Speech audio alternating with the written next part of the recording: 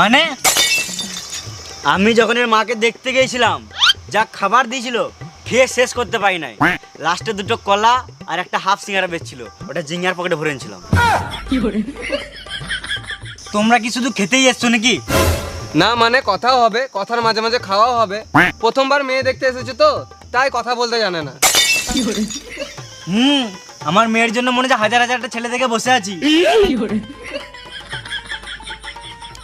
Officer, খাবার নিয়ে আয়।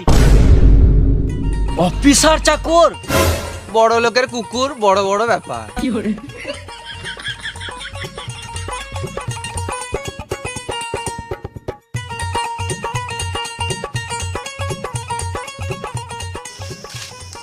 কে দেখে তো অফিসার মনে হচ্ছে না, তোমাদেরকে দেখেও তো বোকাচোদা মনে হচ্ছে না।